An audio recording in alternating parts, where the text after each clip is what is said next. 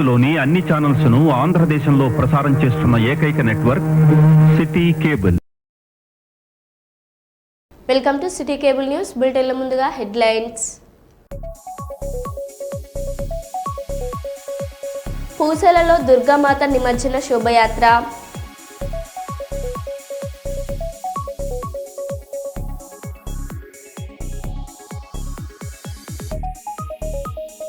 ఉత్తరాంధ్రలో మరో 2 రోజులు భారీ వర్షాలు.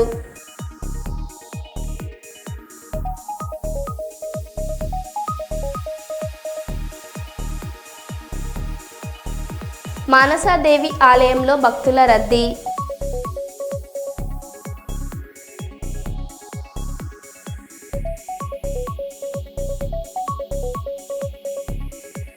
మంచిర్యాల జిల్లాలో గ్యాంగ్ వార్.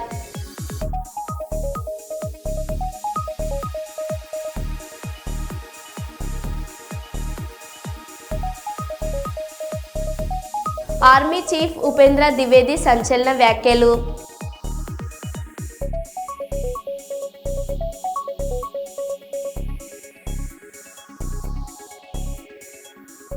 ఇక వివరాల్లోకి వెళ్తే, మహాత్మా గాంధీ జయంతి సందర్భంగా జంతు బలిని నిషేధించిన రోజున తెలంగాణ రాష్ట్రం వరంగల్ జిల్లా నర్సంపేటలో ఒక సీఐ, నెక్కొండలో ఒక ఎస్ఐ జంతు బలిని ప్రోత్సహించినట్లు ఆరోపణలు వెల్లువెత్తుతున్నాయి.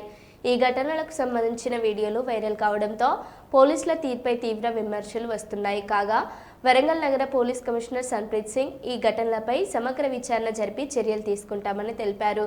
ఈ ఘటన చర్చనీయాంశమైంది.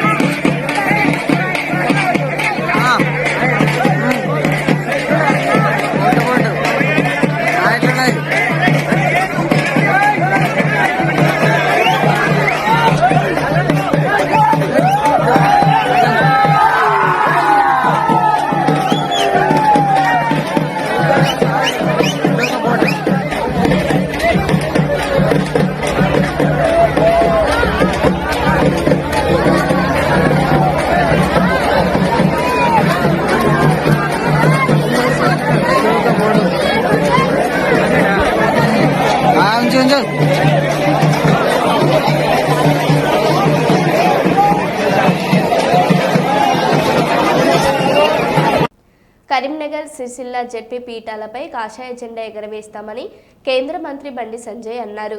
పార్లమెంట్ నియోజకవర్గ పరిధిలోని మండల అధ్యక్షులు జెడ్పీటీసీల సమావేశంలో ఆయన మాట్లాడుతూ కాంగ్రెస్, బీఆర్ఎస్లను ఓడించేందుకు ప్రజలు ఎదురు చూస్తున్నారని తెలిపారు.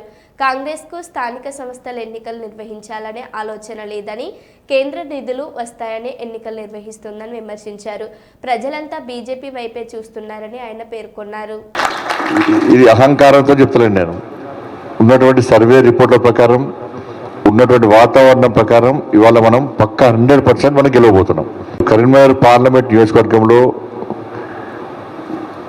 అన్ని పార్టీలకు ధీటుగా మనం ఉన్నాం. మనం ఎందుకంటే గ్రామాలకు నిధులు ఇచ్చేది మనం, గ్రామాల అభివృద్ధి చేస్తున్నది మనం. దాంతోపాటు అనేక కమ్యూనిటీలకు కానీ, గుళ్ళకు, బళ్ళకు అనేక సంస్థలు కూడా మనం అన్ని రకాలుగా సహాయం చేసే ప్రయత్నం చేసినాం. నిత్యం ప్రజలకు అందుబాటులో ఉంటున్నటువంటి పార్టీ భారతీయ జనతా పార్టీ. కానీ బీఆర్ఎస్ మీద ప్రజల్లో కూడా పూర్తి వ్యతిరేకత ఉంది. ఆ వ్యతిరేకత ఉంది కాబట్టి కాంగ్రెస్ పార్టీ ఓటేసిరాలు. కాంగ్రెస్ పార్టీ మీద ప్రేమతో ఓట్లేరు వాళ్ళు. బీఆర్ఎస్ మీద వ్యతిరేకతను కాంగ్రెస్ పార్టీకి ఓటేశారు. బీఆర్ఎస్ మీద ఇంకా వ్యతిరేకత ఉన్నది. ఇంకా వాళ్ళ అహంకారం తగ్గలేదని చెప్పి ఆలోచన ప్రజల లోపల ఉంది. బీఆర్ఎస్ పార్టీకి ఎట్టి బస్సులో ఓటేం. గతంలో ఉప సర్పంచులు జెడ్పీటీసీలు ఎంపీటీసీలు అందరూ అప్పలపాలై ఇలా గ్రామాలకు పైసలు లేకుండా కేంద్రం ఇచ్చే నిధులను పూర్తిగా దారి మళ్లించి గ్రామీణ వ్యవస్థను అస్తవ్యస్తం చేసిన పార్టీ బీఆర్ఎస్ పార్టీ. కేవలం ఎలక్షన్స్ అప్పుడు మాత్రమే వాళ్ళు గ్రామ పంచాయతీలు పట్టించుకుని తప్ప కనీసం ప్రజలు పట్టించుకునే పార్టీ బీఆర్ఎస్ పార్టీ. కాబట్టి బీఆర్ఎస్ పార్టీ పూర్తి వ్యతిరేకత ఉన్నది. సరే, కాంగ్రెస్ పార్టీ పరిస్థితి అంతకంటే ఇంకా అధ్వానంగా ఉన్నది. ఆ రెండు పార్టీలు తెలుసు, బీఆర్ఎస్ పార్టీ తెలుసు, కాంగ్రెస్ పార్టీ తెలుసు. మా పట్ల ప్రజల లోపల తీవ్ర వ్యతిరేకత ఉంది కాబట్టి మేము ఇప్పుడు ఎన్నికల్లో పోటీ చేయలేము అనే ఆలోచన వల్ల పడినది. కాంగ్రెస్ పార్టీ భయపడుతున్నది ఎలక్షన్ జరపడానికి. ఎందుకంటే ప్రజల లోపల చర్చ జరుగుతున్నది. ఏంటంటే ఈజీఎస్ పైసలు వచ్చినాయి, బీజేపీ ఎంపీ మేము కష్టపడి గెలిపించినట్టు, మేము ఓట్లేసి గెలిపించినట్టు ఎంపీ ప్రతి గ్రామానికి నరేంద్ర మోడీ గారి ప్రభుత్వం ఇచ్చినటువంటి ఈజీఎస్ పైసలు ఇచ్చారు మాకు, గ్రామీణ సడక్ యోజన పైసలు ఇచ్చినాయి మాకు, సిఆర్ఎఫ్ సంబంధించి ఈ 7 సంవత్సరాల్లో అనేక ఫండ్స్ మనం ఇచ్చినాం. ప్లస్ అన్ని దాదాపు కుల సంఘాలకు ఇచ్చినాం, దాదాపు గుళ్ళకి ఇచ్చినాం. మొన్న సమ్మర్లో 1000కి పైగా బోర్లు ఇచ్చినాం మనం. అంటే అన్ని రకాల అందుబాటులో ఉంటున్నాం మనం.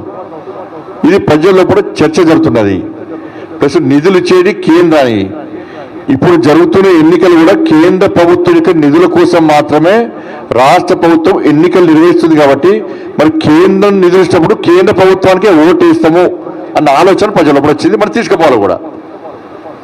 కేంద్రమే నిధుల కోసం రాష్ట్ర ప్రభుత్వానికి ఎన్నికలు పెట్టాలన్న ఆలోచన ఏ కోశాన లేదు.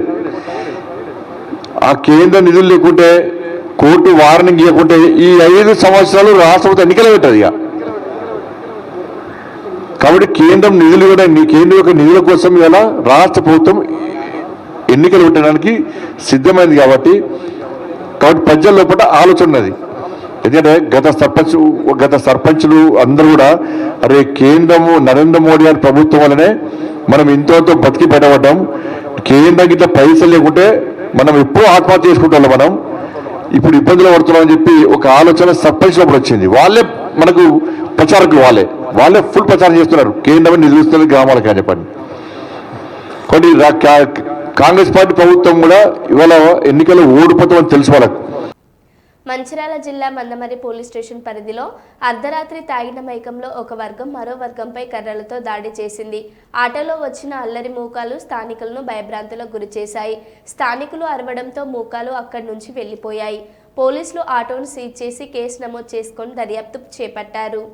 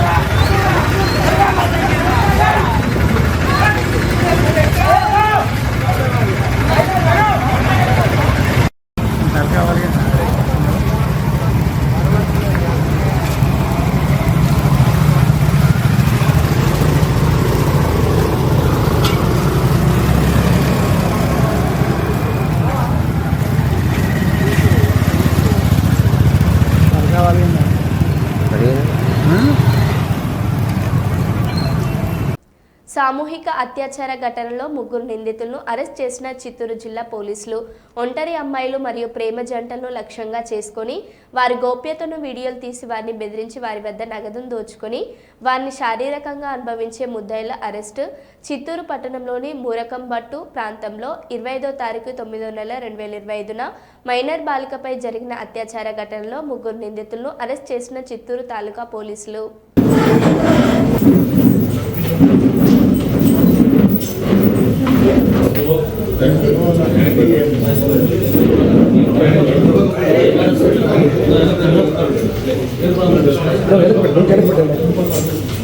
పెట్టండి మురళనా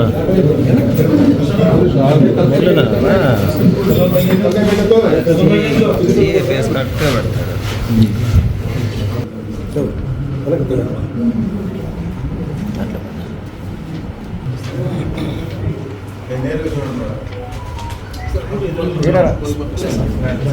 ఫోటో తప్పింది కదా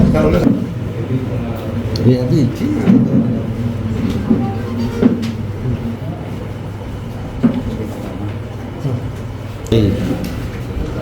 ఈరోజు మీ ముందు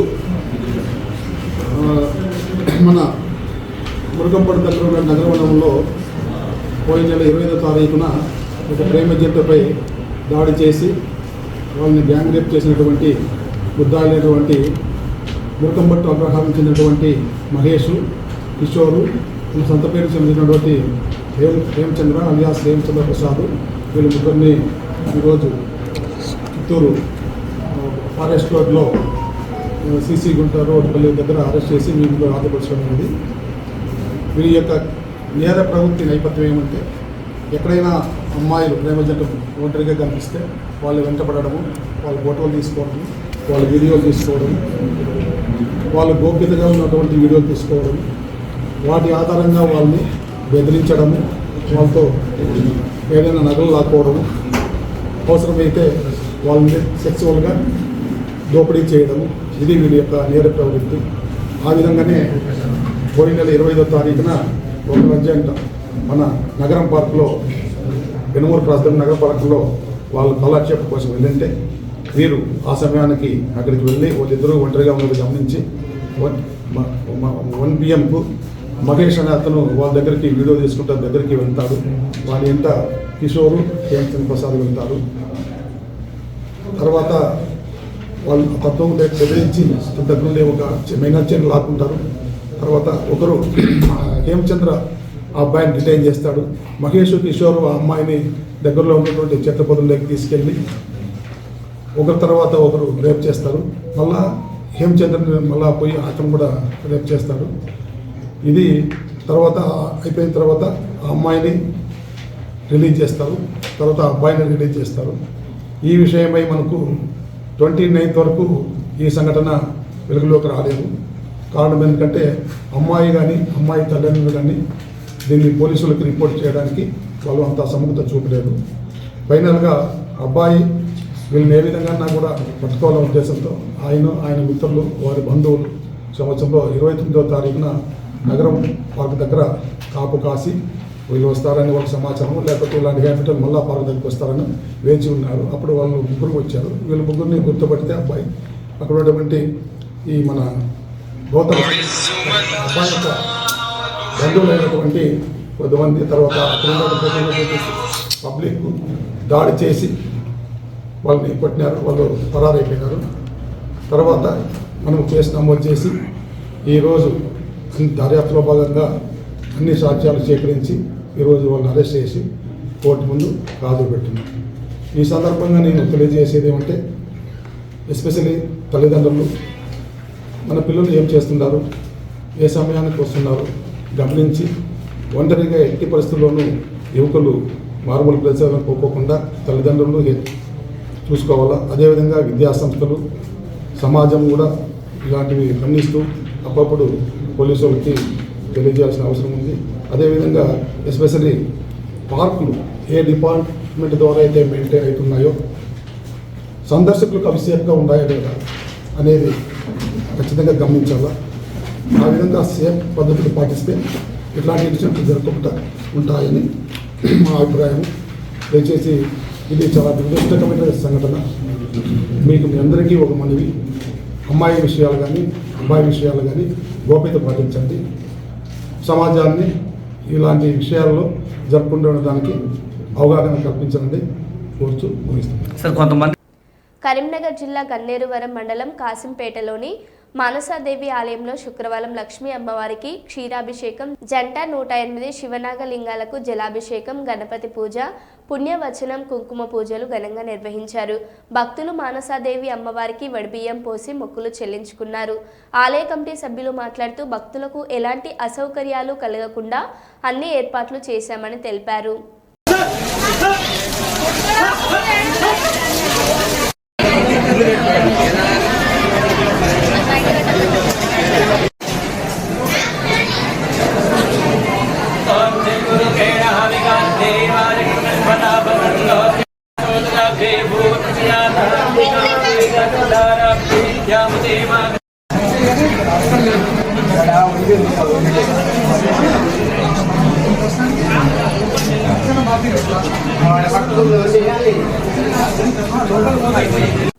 ఆంధ్రప్రదేశ్లోని కొనసాగుతున్న వాయుగుండం ఎఫెక్టుతో ఉత్తరాంధ్రలో వచ్చే 2 రోజుల భారీ వర్షాలు కురుస్తాయని వాతావరణ శాఖ తెలిపింది. విశాఖపట్నంలో ఈదురుగాలుల ప్రభావంతో పరిస్థితి విషమంగా ఉంది. ఆర్కే బీచ్ అల్లకొల్లోలంగా మారింది. శ్రీకాకుళంలో వంశధార, నాగవళి నదులు ఉగ్రరూపంలో ప్రవహిస్తూ ముంపు పరిస్థితి సృష్టించాయి. దీంతో పలు తీర ప్రాంత గ్రామాలు ముంపు బారిన పడగా స్థానికులు ఇబ్బందులు ఎదుర్కొంటున్నారు.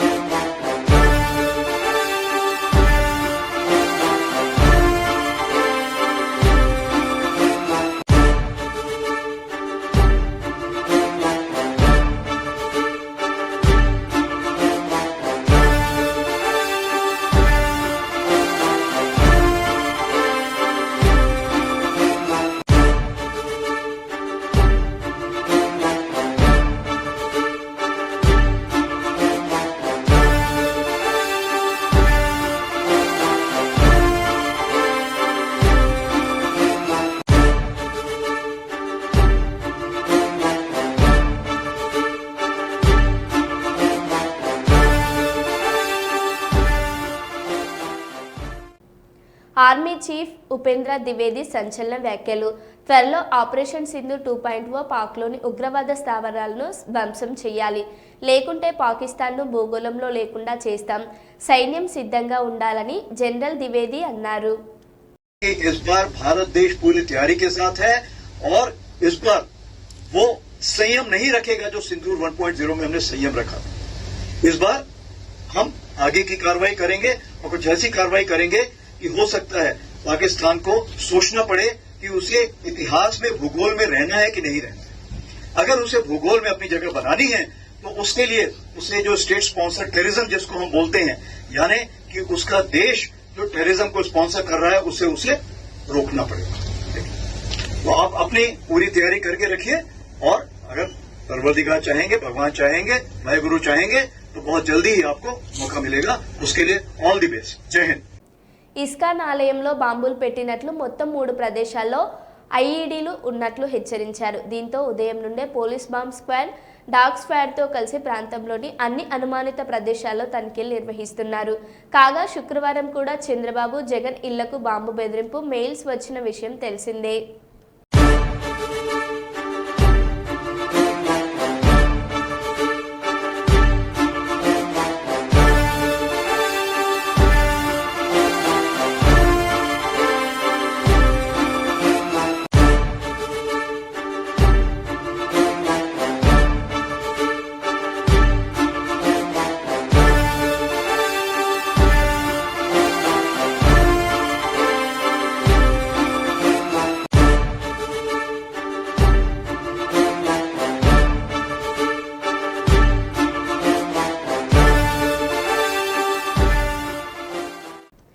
పెద్దపల్లి జిల్లా సుల్తానాబాద్ మండలంలోని పూసల భక్త మార్కండేయ స్వామి దేవాలయంలోని దుర్గామాత శరన్నవరాత్రులు భక్తులచే పూజలు అందుకొని మహిళల కోలాటాలతో శోభయాత్ర అంగరంగ వైభవంగా దేవాలయ చైర్మన్ వల్స నీలయ ఆధ్వర్యంలో నిర్వహించారు. భక్తులపై అమ్మవారి కరుణా కటాక్షాలు ఉండి గ్రామ ప్రజలు అష్టైశ్వర్యాలు ఆయురారోగ్యాలతో విరజిల్లాలని కోరుతున్నామని వల్స నీలయ తెలిపారు. ఈ కార్యక్రమంలో వల్స నీలయ, వల్స భాస్కర్ భక్తులు అధిక సంఖ్యలో మహిళలు పాల్గొన్నారు.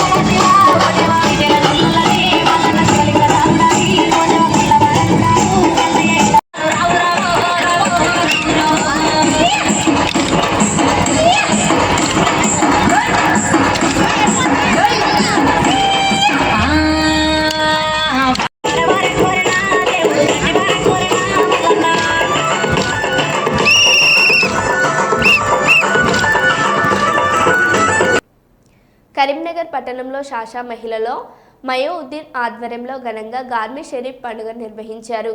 గత 13 సంవత్సరాల నుండి నిర్వహిస్తున్నామని, ఈ సందర్భంగా అజ్మీర్ దర్గా నుండి ముఖ్య అతిథిగా వచ్చిన అష్మీరుద్దీన్ ఖాద్రీ లంగర్ జల్సా ప్రోగ్రాంను నిర్వహించారు.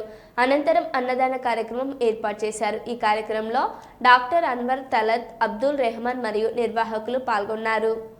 सूबा है वहाँ पर तेलंगाना में खुसूसन बेतख़सीस ग्यारहवीं शीफ़ की मुबारकबाद पेश करता हूँ। इस जलसे का इनेक़ाद हज़रत मौलाना ख्वाजा पीर सैयद कमालुद्दीन शाह साहब कमाल पाशा साहब की निगरानी में 11वीं शीफ़ का प्रोग्राम मुनाक़िद होने जा रहा है, जिसकी सरबराही हज़रत सैयद शाह हाशिरुद्दीन गिलानी अल-क़ादी साहब करेंगे और ये फ़कीर अजमेर मुअल्ला से सैयद मोहम्मद हम्मादुल हसन चिश्ती आस्तान आलिया हुज़ूर गरीब नवाज़ से हाज़िर है। तमामी को 11वीं शीफ़ की मुबारकबाद पेश करता हूँ और इस मुल्क में अमन व अमान बनाए रखने की दुआ करता हूँ। इलाही उम्मत मुहम्मदिया की खैर फरमा और हमारे मुल्क की हिफाजत फरमा, हमारे मुल्क के आइन की हिफाजत फरमा। अल्लाहु खैरुन हाफ़िज़ुन व हुवा अरहमुर राहिमीन। वस्सलामु अलैकुम व रहमतुल्लाहि व बरकातुहू। मैं सैयद ख्वाजा बाबा खादरी अस्सलामु अलैकुम व रहमतुल्लाहि व बरकातुहू।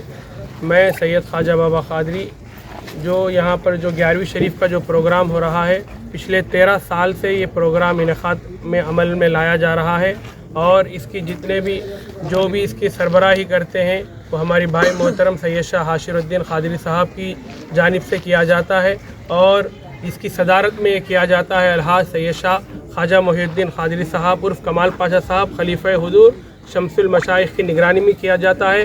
और हर साल इस जलसे में हो और इस लंगर में हो, बाहर से दीगर स्टेट से उलमा इकराम को हम यहाँ पर मदू करते हैं और यहाँ पे ये दावत दी जाती है कि हुजूर पाक सल्लल्लाहु अलैहि वसल्लम और गौसे पाक रज़ी अल्लाह ताला अन्हु की तालीमात पर कैसे अमल किया जाए, आपके अखलाक के मुताल्लिक़ बताया जाता है। और मैं तमाम को इस मैसेज के साथ 11वीं शरीफ की मुबारकबाद देता हूँ कि हम गौसे पाक रज़ी अल्लाह ताला अन्हु के उसवे हसना को अपनाएं। अस्सलामु अलैकुम व रहमतुल्लाहि व बरकातुहू। ఆరోగ్యశ్రీని నేను 10 లక్షలకు పెంచాను అంటావు. ఇవాళ ఆసుపత్రుల వాళ్ళు మేము ఆరోగ్యశ్రీ కింద వైద్యం చేయము, బంద్ చేస్తామని చెప్తున్నారు. నీ పాలన ఎలా ఉంది అంటే కాలేజీలు బంద్ చేస్తామని ప్రైవేట్ కాలేజీలు, ఆసుపత్రులు బంద్ చేస్తామని ప్రైవేట్ ఆసుపత్రులు చెప్తున్నాయి. ఆరోగ్యశ్రీ కేసీఆర్ గారి ప్రభుత్వంలో ఎప్పటికప్పుడు నిధులు ఇచ్చి మంచి వైద్యం అందించాము. కానీ నువ్వు వచ్చి 1400 కోట్ల ఆరోగ్యశ్రీ కింద బకాయి పెట్టావు. ఇప్పటికైనా ఆరోగ్యశ్రీ నిధులు విడుదల చేసి పేదలకు వైద్యం అందేలాగా తక్షణమే చర్యలు తీసుకోవాలని ఈ ప్రభుత్వాన్ని డిమాండ్ చేస్తున్నానని హరీష్ రావు అన్నారు. కోట్ల బకాయిలు పడ్డాయి. ఆరోగ్యశ్రీకి కేసీఆర్ గారు ప్రభుత్వం ఉండగా ఎప్పటికప్పుడు నిధులు ఇచ్చాం, మంచి వైద్యం అందించాం. కేసీఆర్ గారి హయాంలో ఆరోగ్యశ్రీ కింద 8,000 కోట్ల రూపాయల డబ్బులు ఇచ్చాం. సీఎం రిలీఫ్ ఫండ్ కింద 3,000 కోట్లు ఇచ్చాం. పేదల వైద్యం కోసం ఆరోగ్యశ్రీ సీఎంఆర్ఎఫ్ కింద 11,000 కోట్ల రూపాయలు కేసీఆర్ గారి ప్రభుత్వం ఖర్చు పెట్టింది. నువ్వు వచ్చినాక 1,400 కోట్లు ఆరోగ్యశ్రీ కింద బకాయి పడ్డాయి. ఇవాళ పేదలకు ప్రైవేట్ ఆసుపత్రుల్లో ఆరోగ్యశ్రీ సేవలు నిలిచిపోయినాయి. సిగ్గుపడాలి నువ్వు. ఇప్పటికైనా ఆరోగ్యశ్రీ నిధులు విడుదల చేయి, పేదలకు వైద్యం అందేటట్టు తక్షణమే చర్యలు తీసుకోవాలని చెప్పి ప్రభుత్వాన్ని మేము డిమాండ్ చేస్తా ఉన్నాం. మరో బులెటిన్లో మళ్ళీ కలుద్దాం. Stay tune.